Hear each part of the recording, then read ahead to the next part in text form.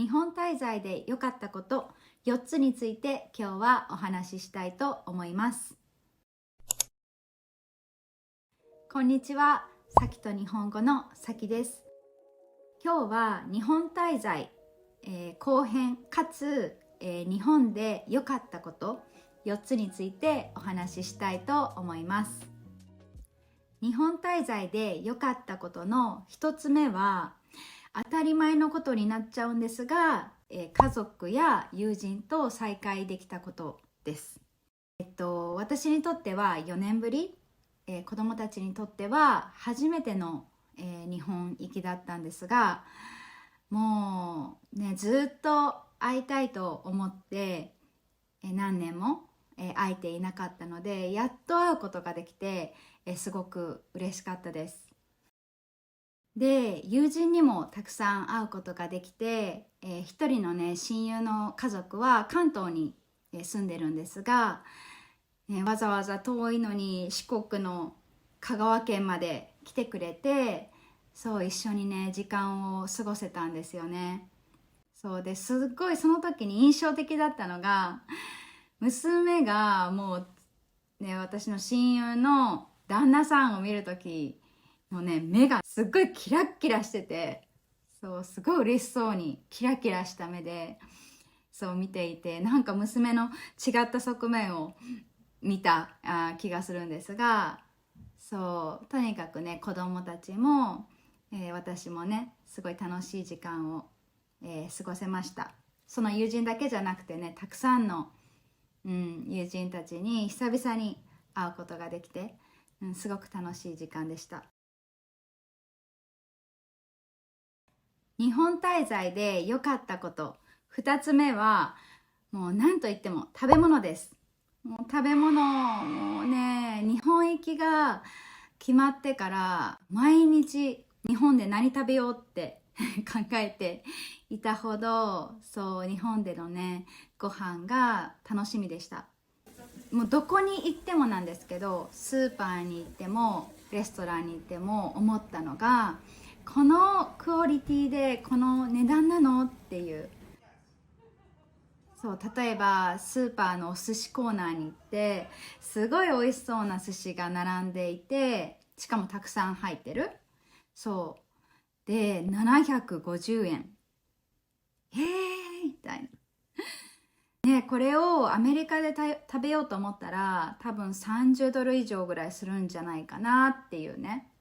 寿司だけじゃなくてレストランとか行っても、うわこれだけ食べて、しかもめっちゃ美味しくてこの値段なんだっていう、なんかすごいそこに感動があったというか、そうだからそんな感じでどこ行っても感動がありましたね。で、お土産なんですけど、私はやっぱりあんまり重いものは買って帰りたくなかったので、だからふりかけとかシーズニング、その調味料系を買って帰りました。だし、すごいおすすめです。あとね、缶詰もいいんじゃないですかね。あと浴衣を今回買って帰りました、ね、上下が分かれてる浴衣、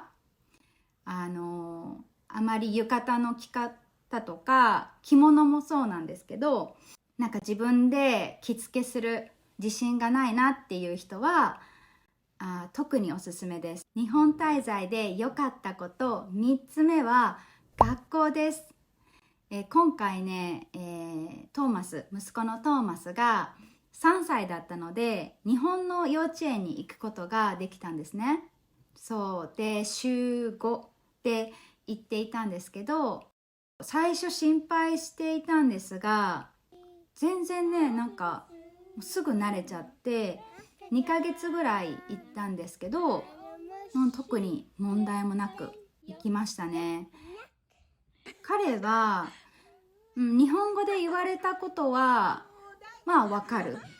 けど、アメリカだといつも返答が英語だったんですよ。だけど日本の学校に行きだして日本語で話しかけられます。ちゃんと日本語でね、返せるようになったみたいで、もう帰る時には私に対してもですけど、もう完全に日本語でしたね。なんなら帰ってきてからもしばらくはもうずっと日本語を話すみたいな。そう、もう吸収力すごいなと思って。日本滞在の良かったこと4つ目は、そうですね、やっぱりクリーンで安全であること。なんかね、日本でいた時は日本でクリーンだな、安全だなってあんまり意識して思ったことがなかったんですけど、そうですね、なんかどこに行っても綺麗。全然アメリカも今住んでるところも綺麗なんですけど、なんか日本でこう空港に行ってもなんかね、私の地元に帰ってなんかどこに行ったとしても綺麗だなっていう、なんかそれってすごい当たり前のことじゃないんだなっていうのに、気づけましたね。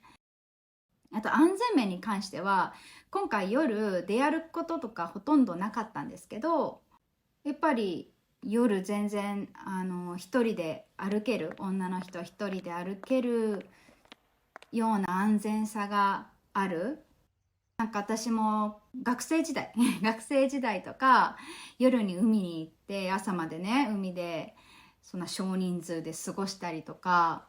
バイトが夜中1時とかに終わってそっから一人でアパートに戻ったりとかできていたので、それをじゃあね、アメリカとか違う国でできるかって言ったらちょっともっと危機感を持ってするかもしないかだと思うんですよ。でもそれをなんか割と当たり前に日本でできていたので、すごいやっぱそれは日本のいいとこだなって思いましたね。こんな感じで、日本滞在で良かったこと4つについてシェアしましたが、皆さんも共感できる部分はあったでしょうか。またね、次の動画でお会いしましょう。バイバイ。